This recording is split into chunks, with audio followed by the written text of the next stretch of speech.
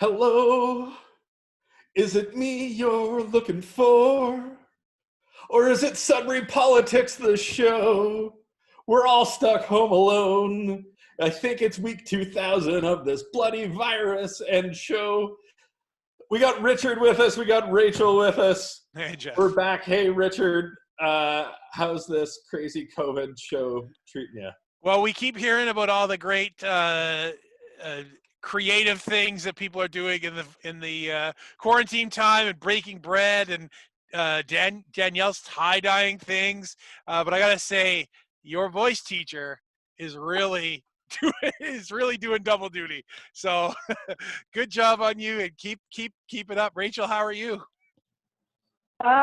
Good, thanks. Yeah, appreciating Jeff's wonderful vocal skills and, the man of clearly many talents, whether it's arguing or belting at the top of his lungs. So, yeah, I can't say I've been tie-dyeing or practicing my vocals, but been purging my house like crazy, so surviving. So with that being said, I'm happy to see you guys again, a week at a time now. So our last episode, of course, you guys had a wonderful, super interesting debate for me to just completely observe about small business relief in terms of rent subsidies. So I know since you had your Slack down last week, there's been some new developments in that area. So perhaps you guys could give us a little bit of update on where we're at now with that topic. Yeah, so the program's been released. I would argue the program's probably a little too tight for a lot of businesses. I know a lot of businesses have lost 100% of revenue, but the cap on it is you have to have lost 75% of your revenue. And that's a big amount of revenue that's going to leave a big gap. There might be businesses that lost 30% of revenue, but only had 10% margins. So doesn't leave enough in the kitty for them to pay rent. Some of the wage subsidy things might help a little bit, but a lot of these companies are out of pocket running their business right now. And that's just a ticking time bomb until they can't pay rent and keep going. Richard, what was your thoughts? Well, I mean, it's first of all, I think there were a lot of people pushing the government in different directions on this. I mean, I'm sure that the big commercial landlords, which were the very powerful, very well-funded group that I was concerned was going to drag this in a certain direction, didn't really get what they wanted, which was just a blanket handover of taxpayer money to pay their to substitute their revenues for rents paid directly by the small businesses. I haven't honestly had a chance to talk to any small business owners since this was announced on Thursday. One thing that sort of that I like, that I'm happy to see, is that they're really pushing these sort of rent forgiveness agreements between the landlords and the small businesses, in which case the money flows over, and then there's a moratorium on eviction. So no matter what happens, the commercial property owner can't kick them out, which is great. And I guess I just don't know what the impact is going to be on the local level. The businesses that are shut right down really probably do have a 70% reduction in revenue. And that's really the group of businesses that I'm most concerned about, because we don't know how long they're going to be shut down for. I mean, Jeff, I don't know. I'm sure there are people that are going to have a variety of opinions, but yeah, have you heard anything specifically from businesses that you're talking to that they're not hitting a 70% threshold? Well, I know a lot of businesses that have taken extreme measures to try and keep staff on board, restaurants that are trying to find ways to keep going through online delivery services. They're not making money doing this, but they're making revenue, right? So they might be making 40% of what they used to make, but at the end of the day, it's not paying the staff their full wage. It's not paying the food cost. It's not paying a lot of the things that they're going to have to eat. But they're doing what they can to not tax other programs, right? To not go on CERB, right? Or you've got retailers that have converted to some kind of e-commerce platform so that at least they can maintain a little bit and, sell off some stock. You know, Depending on the type of stock you own, you might have to fire sale, right? You might need to go on a clearance sale because the stock might not be, if you're a niche food retailer or these types of businesses, and you got to clear out stock before it goes bad. We're hearing about large brewers or microbrewers that have beer in kegs that there's no market, right? Where are you going to sell beer in a keg right now? And it's just going to go bad, right? Yeah. So me and Richard are going to kill one each, but that's still a few million kegs. So there's all these cases where businesses have done what they could to keep moving, but they're just getting by, and if that, they're still racking up crazy debt. So there's still a big gap in this program. The other threshold on it is that it has to be $50,000 in rent per month or less. I think that's fine. I think what you could do is find a mix of the two. So set a new rent threshold that's probably closer to 5, 10, 15,000 a month, where the revenue cap doesn't have to be so stringent, right? Yeah. Tell me, Jeff, I haven't been following. I haven't heard of a provincial announcement that's relative to this. Are we still expecting provincial announcements, or is this a coordinated announcement? I couldn't quite tell. Yeah, so the Ontario government's kind of picking up from where the federal government dropped off. So they're going by those rules. They've put in a few other small pieces, extending some tax deadlines for small businesses, extending the reassessment deadline. So businesses won't get property reassessments till 2021 instead of 2022, or instead of 2020. And they've got some tax credits coming as well. But they're pretty much just following on the rent piece what the feds are doing. So, so what are you hearing? Like, are in real terms? As I said, I haven't had a chance to talk to small businesses in Sudbury about what the impact is going to be. I know that there's the wage subsidy, so I mean, rent is a big expense, but it's not the only expense. And for sure, if you're trying to keep a few staff on, the wage subsidy is going to be a big deal. So 75% wages are being covered. Now it's 75% of rents are being covered. I would imagine that should be enough to keep most businesses going. Have we heard of anybody shutting down yet? Probably won't hear about too many businesses shut down until this is over, because you're just not going to see it, right? They're already closed. So the paper is not going up until this is over. The paper on the windows. So that's going to take a little bit. I am hearing from some businesses, things like hair salons, spa services, stuff like that. They're absolutely at 100% loss of business. So this is a big win for those types of businesses. But for other businesses, it's going to be tough.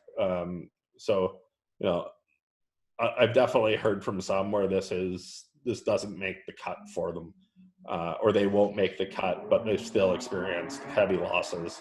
So it's not quite where it needs to be. I think when the government released this, I think almost the strategy is to release things, find out what the uptake is, find out what the pushback is, adjust the program, and then go forward. That's what they did on the wage subsidies. That's what they did on the CERB. I think you're going to see the same thing on rent relief, where there'll be another announcement on the functionality of it. It'll be interesting to see where we end up with all of these stimulus incentives that are going on. Of course, this week we heard as well that the federal government will be giving some relief to students so that they're eligible for that money now.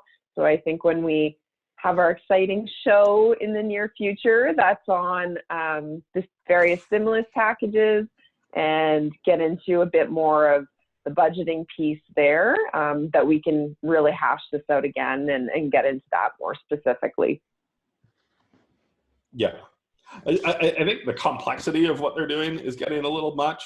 There's this program for students. There's this program for somebody else. Throw back to our UBI episode. God, it would be so much easier if it was just, here's everybody gets some money and then we claw it back at tax time, and make it make sense for everyone. But see, then the commercial rent assistance for small businesses would still be needed, right? And there was an announcement this week for charities and not-for-profits that would have still been needed over and above the wages stuff. I'm looking forward to that show coming up, because my perception is the feds have spent a lot of money, the provinces not quite so much, or at least our own province not quite so much in Ontario. So I'm looking forward to sort of holding the balance on those and seeing where the deficits are going to end up. Is the province just sort of enjoying this big transfer of cash, or are they going to be paying in their fair share? Yeah, I think fair question. I think you see the provinces come in at stimulus round 2, where we're talking about big infrastructure projects, strategic investments in different industries, all of that kind of stuff that'll evolve out of stimulus 2, the re-stimulus. So we can talk about another development from this week, and I'll let Richard speak to this one. If we're going to talk about some comments made by a certain Conservative member of Parliament. Yeah. So, yeah. Go to town, Rich. Well, listen, a lot of people would have heard about this. It was big in the news. We're talking about a Conservative leadership candidate. His name's Derek Sloan. He's from the riding of Hastings, Lennox, and Addington, which is my home riding. If you've ever driven east on the 401, you'd have gone through places like Belleville and Napanee, Odessa on the way through Kingston. So that's the territory we're talking about. It goes north into some pretty kind of like Northern Ontario, like bush up there, which is I think where the Derek Sloan fans mostly live. But I cut my political teeth in that riding. I've worked for Liberal candidates there. New Democrats placed 5th, I think, in 2018 in that riding. So not really the best riding for them.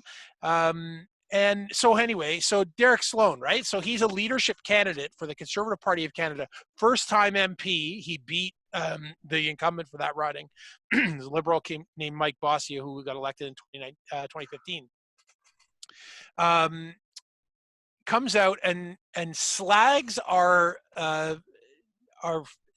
Canadian medical officer of health, Dr. Theresa Tam, in a long diatribe that we're not going to play, but you can go find it for yourself if you got the stomach for it, where he basically accuses her of being an agent of communist China, of all things, and slams her, and by extension, the federal Liberals for following her expert advice.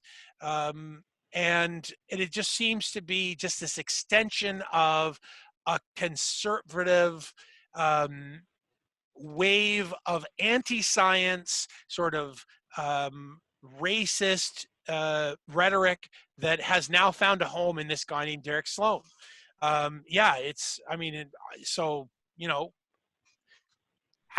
a taxpayer in Lennox and Addington County, I'm calling on the municipal council there to do what the Hastings County Council did, which is call for this MP's resignation, let alone kicking him out of the Conservative Party, which is something that Andrew Scheer just seems incapable of doing. So, I mean, the question I have is, what does a Conservative need to do to get kicked out of the party these days?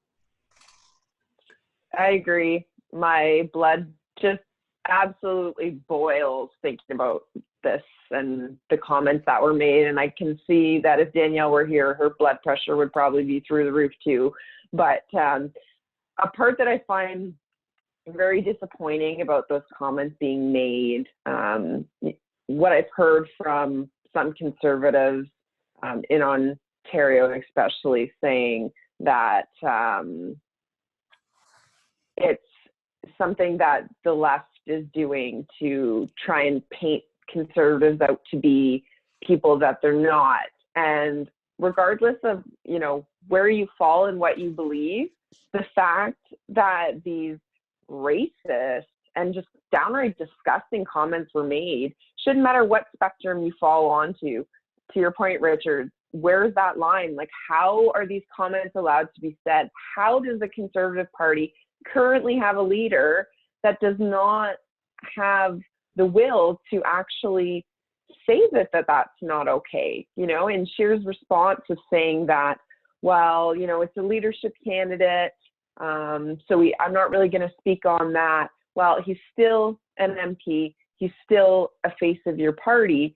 And I just can't believe it. The communist China, especially as a woman, to see someone who is in that position, who's a strong female leader, who's obviously working around the clock to do everything she can to help Canadians with COVID. I mean, I was reading in the paper about the fact that she was saying these comments don't bug her because she doesn't let it, and she's too busy working 20 hours a day to help us. And it just makes me sick that that's not seen, and this is the way that the situation's being handled. Yeah, I'm going to take a slightly different point on this. But I'm going to start with, I think the guy is disgusting. I have no respect for what he said. I don't have a lot of respect for him. I think I understand a little bit of where Scheer is coming from. This guy went out, he sold the memberships, he's paid the fee, he's hit the thresholds to be a candidate. I do think Scheer has it within his power to take him out of, any caucus positions or any real relevance within the party he's leading right now. I think Scheer has it within his power to say, those are disgusting comments. I don't agree with them. If he was to win, I wouldn't be part of this party anymore. There's a lot he could do. At the same time, there's this element in Canadian politics right now. And I think it's on I don't think it's on the leader. I don't think it's on any individual of the Conservative Party. I think it's on all of the Conservative Party. Michelle Rempel came out and took a swipe at him. I think every MP in that party should be coming out and saying, this guy does not represent my views. I will not be a member of this party if he's the leader. This is disgusting. This is not the party I signed up for. And if you want to be in that party, go somewhere else. But we'll take your money. If you happen to agree with them, we'll take your money. We'll find a voice for you within the caucus who will espouse your disgusting views. And the media also, by the way, calling his views populist, also kind of gross. Brett, Jeff, I'm disagreeing. Parties have to enforce some values in order to be part of the party. Otherwise, what's the point? If anyone can be in there saying anything at any time, where does the Conservative Party not have any values that is willing to stand up for? That here's the other question: is if you're a leader, does that mean those values don't apply to you? You would think that a leadership candidate would have to champion those values more than anything, not try to drag them in your particular direction. I'm confused by this whole thing. And I'm not saying that I don't entirely disagree with you on Andrew. I mean, Andrew Scheer's a weak leader. That's why he got his ass handed to him by the party. So I'm not entirely surprised that he's not willing to take a strong stand here. But, you know, having been vetted and paid the fee and got the memberships and all this stuff doesn't exempt any one of those leadership candidates from getting kicked out of the party if they're violating the values of the party. Right? Like, I think that Andrew Scheer alone should be able to understand that when he took a whole bunch of the party's money and paid for his kids to go to private school, he was violating the values of the party. How is Derek Sloan not violating the values of the party, and why should he not be kicked out of the party completely? So I think. I think go ahead, Jeff. This evolution of what's happening in politics right now, and I don't 100% know what the answer is. Political norms have just been thrown out. Right? I agree with that. In the past, somebody said something like this, it wouldn't be that he got kicked out of the party. He'd go resign. He'd see the public backlash. Every member of the party would call him up and say, "You're not in our party anymore." This is what happened to Patrick Brown, right? Whole party called him up, said, "You're out." You know, this wasn't a decision of the party. This was a decision of, you know, or not the capital P party. This was a decision of the party as a whole, as everybody. They were like, no, this day and age, you can't act like this. You're gone, right? And that's what you're not seeing happen. And that's a big problem in Canadian politics. And the party needs to be punished for it. If the party as a whole doesn't stand up and say, this guy doesn't represent us, that's a failure of the party as a whole. And it says something about them. So every conservative in this country needs to take a look at themselves and look at the party that they're in and call their local MPs or call their riding associations and say, what the hell? Why are you not taking a stand on this?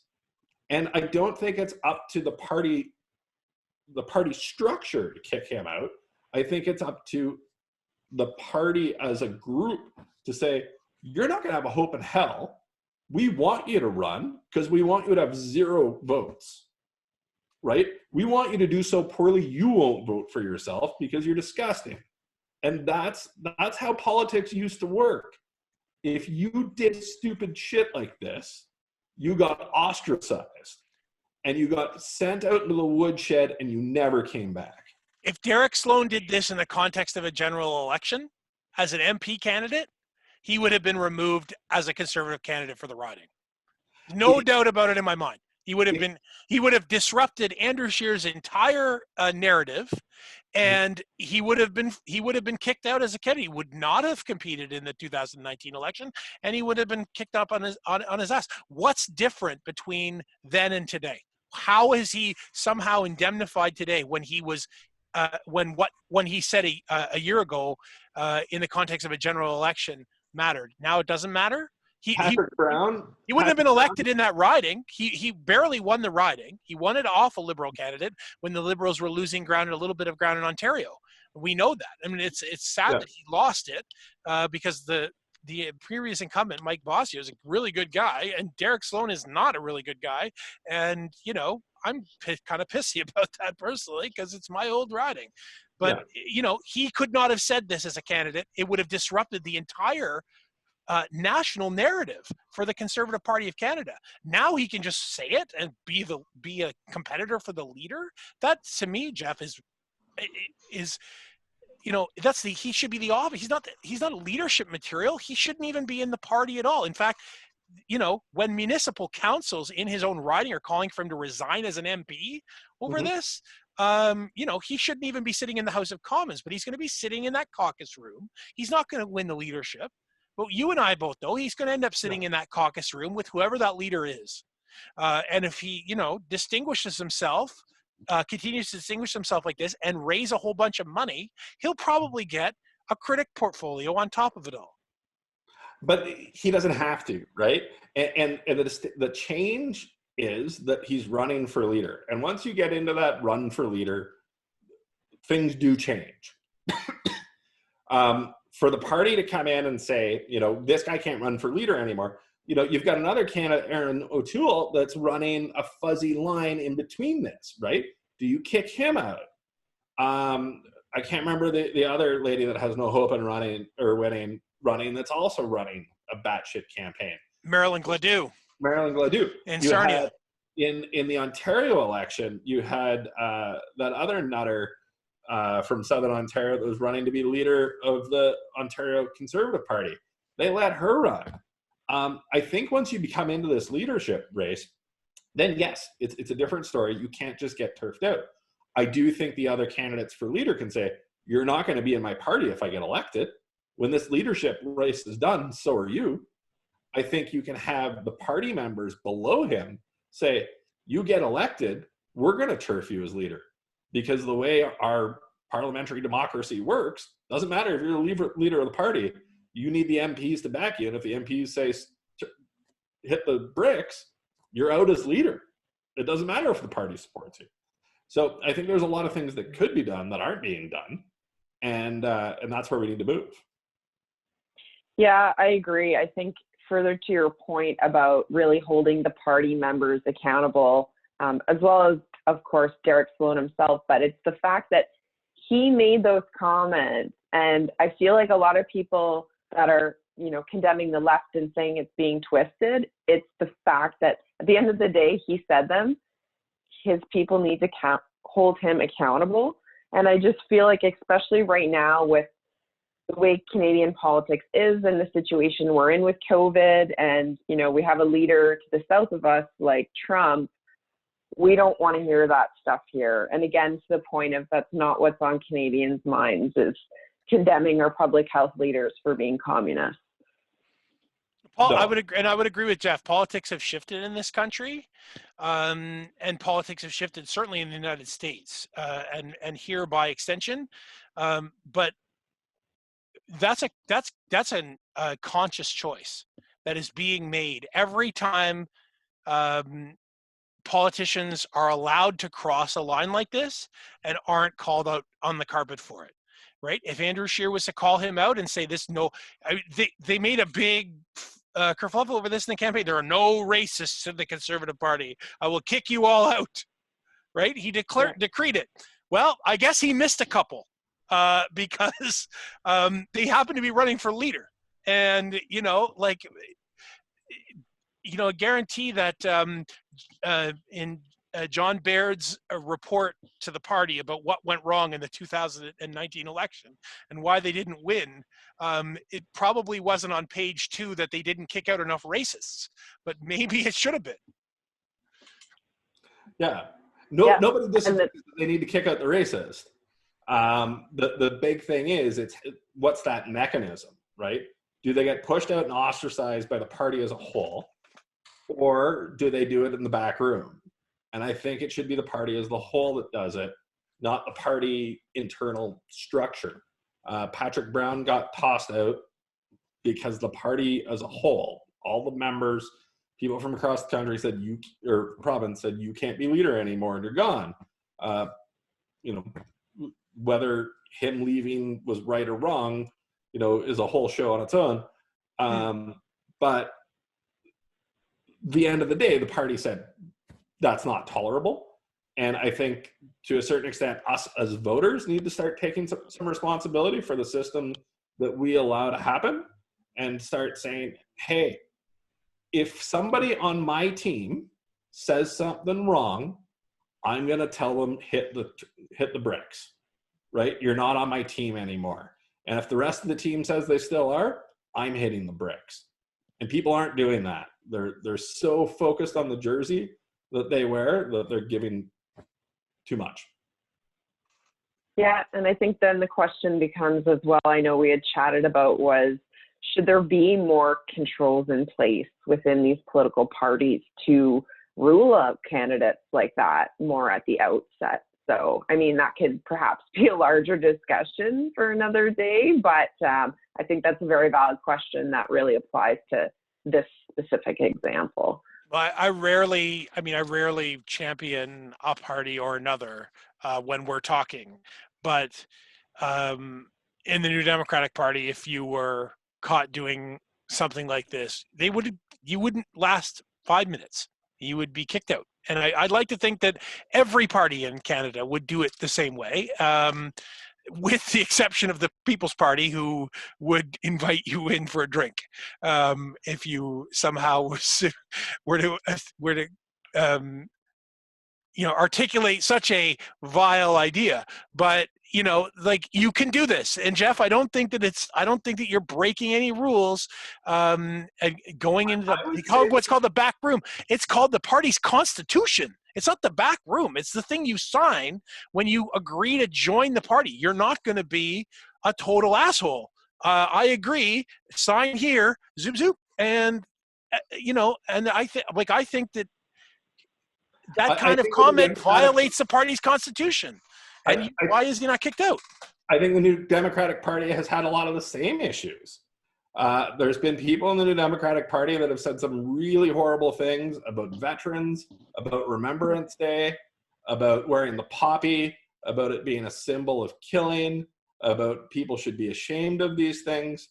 And they're still in the party, and they still got to run for the Ontario, and it might be part of the reason they did so poorly against Doug Ford. A lot of people in a lot of parties have some views that are very, very to the edge. And I don't think any party can point fingers. The Liberals have had their issues. The Conservatives have had their issues. I think we as voters need to start saying, no. If you're going to do this, you toss those people. And it doesn't matter what party it is. It's got to be grassroots. This is not acceptable in our country anymore. Yeah, maybe for our followers, we should let them know that you've started selling memberships to Jeff's No Party Party. So if they're interested in jumping on that ship before you become mayor, maybe now's the time. Now I got to go register that domain tonight. Yeah, exactly. Well, speaking about things that people won't accept, should we move on to our last topic of the night? And Jeff, yeah. Okay, so the Kingsway Entertainment District. Never heard of it. Go. Well, it was in the news this week again.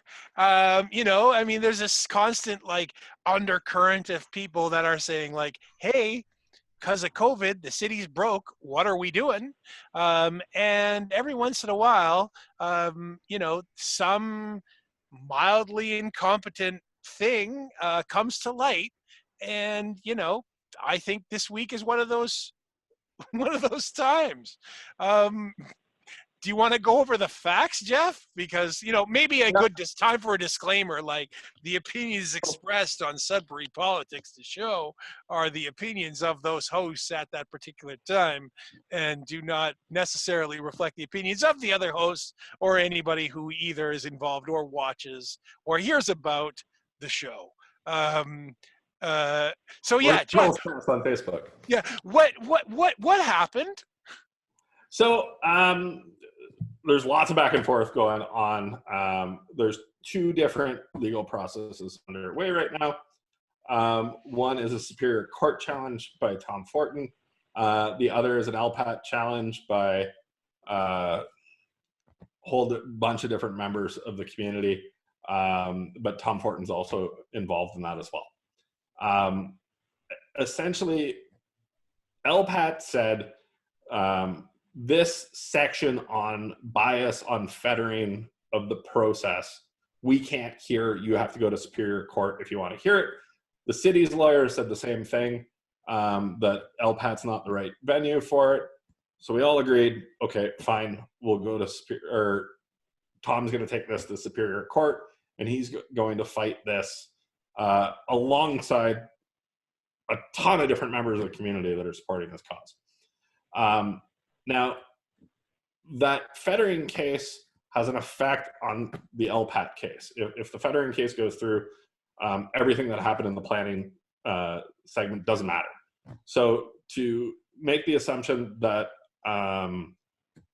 that this public or this group of people from the community that are trying to hold politics or the politics of the city to account should have to pay for 2 cases simultaneously, that the taxpayer should have to pay for 2 cases simultaneously, is a bit much. So what's been asked is that there's an extension to the case so that we can hear the Superior Court thing, find out what happens there. It's a higher court than LPAT, which is a tribunal. And in that process, the city said that it's too costly on the project to do that because there's been a $20 million increase to the cost of building this thing. They sent that through their lawyers to LPAT saying, please do not extend the delay. The delays are going to be long regardless because of everything that's happening with COVID. We have no idea when these things are going to start again to begin with, but they said, don't add on this delay because we've got 20 million in extra cost. The newspapers got a hold of this.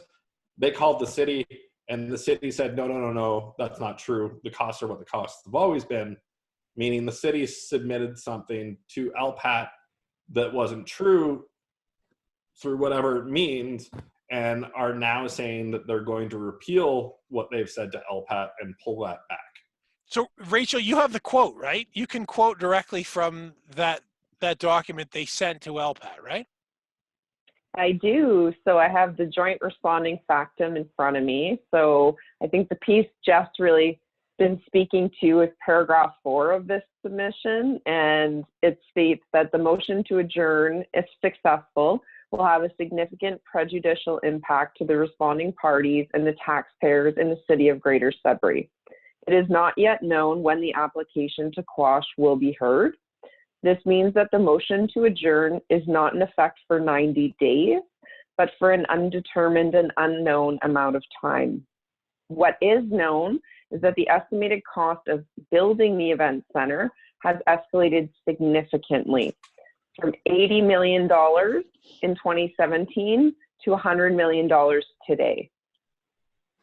So that last line there, of course, is what Jeff's been elaborating on in terms of the building costs escalating. So, I mean, the question that I really have is, did they have any other arguments? Like they basically said to the LPAT, don't do this because the money's piling up on our end. It's going to cost us more. Never mind that they promised the city taxpayers that it wasn't going to cost anybody anything. $100 million instead of $80 million. And what? They realized that, their whole argument that they submitted to LPAT was made up, wrong? So it's about a 67 paragraph document. It's not extremely long. Most of it is above my pay grade of arguing legal precedent or legal process. And when I read them all, good points on both sides that I don't know what the weight or value of any of those things are beyond that they're there, right? But the main points are this extra $20 million, the economic impact. One thing I would add to that is the only economic impact study that was done on this was done by our side as part of the LPAT procedure, showing that there's not a lot of economic impact from this on the Kingsway as opposed to doing it downtown. So, there's all these different elements to what they said, but the main gist of it was this thing's going to cost $20 million more. And one thing, just to clarify, because everybody's got the $100 million in their mind, that paragraph says building cost of 80 has increased from 80 to 100 million. Mm-hmm. There's some debate whether you're talking about building cost versus project cost. Project is 100 million. The building is going to be somewhat less than that. There's infrastructure and all those types of pieces that need to be added on to it. So when people read this, a lot of people assumed that this was indeed an additional 20 million. Well, and why wouldn't you? Because after all, one of the councillors that remains a strong cheerleader for the KED, had this to say: when all of the appeals and motions in court have been dismissed, he writes, the opening of the most spectacular entertainment facility in all of Northern Ontario will have been delayed for likely 3 years. Which is ironic, I think, because he said this was all going to be dismissed in about like a week or two. We could have been moving into brand new buildings sometime in 2021. So yes, it doesn't take a brilliant mind to see that the increase in costs will likely be in the order of 20% or more, as confirmed by Robert Kerwin, the councillor for Ward 5. So, I mean, Bob Kerwin seems to understand that, quote, this is the cost of material and labor that delay is imposing on the city. Does the city agree with that estimation? Well, not in the city's response to or media release. The media release they sent out Friday at 5 was that there is no increase, that this is still all within the $100 million that was originally planned for, and that there's no additional money needed. Well, I mean, I don't know what there is to say about this, except it doesn't really matter where you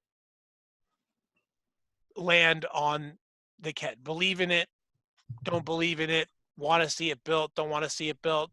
Sudburians should be pissed off to be hearing this kind of stuff. If you want to see this built, you should be able to see that the city, in its actions, is undercutting the potential for this project to go ahead.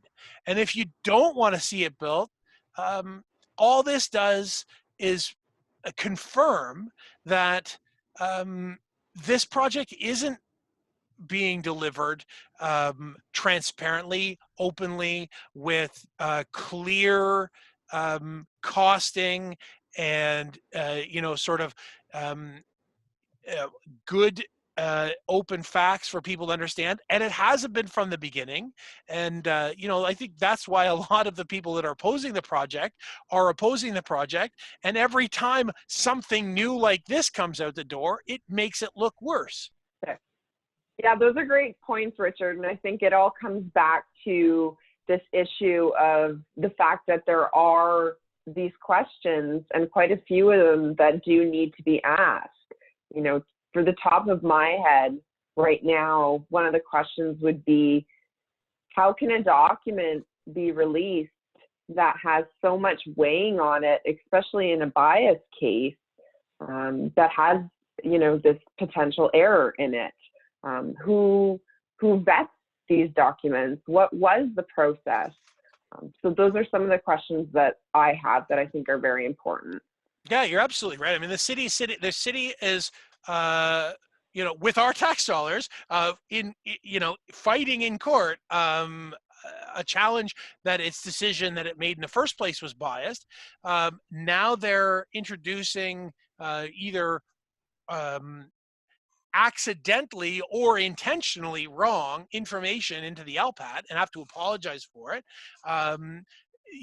The problem is that this project just can't seem to get away from these kind of mistakes. So, I mean, sure, we can look very carefully at this particular submission to LPAT and answer questions like, how did this happen? Who should have caught this along the way? Or more importantly, who signed off on this course of argument, was saying that there's a $20 million increase?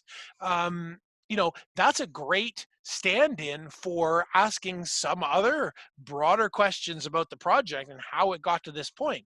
But the bottom line is, these questions aren't being answered, and they may not be answered until we actually see these fought in court. And the arguments are brought in front of either a judge or the LPAT to answer these questions. And that's not really, to me, that's a good value for a dollar as a citizen, seeing my tax money going to court processes because they can't get the submission right in the first place. Well, speaking of asking questions, we're going to continue our series next week on the Fourth Estate. We've got another special guest coming. Another surprise special guest so far. But next Tuesday, 10 o'clock Eastern, 11 Atlantic, 11:30 Newfoundland, because everybody across the country wants to know about Sudbury politics.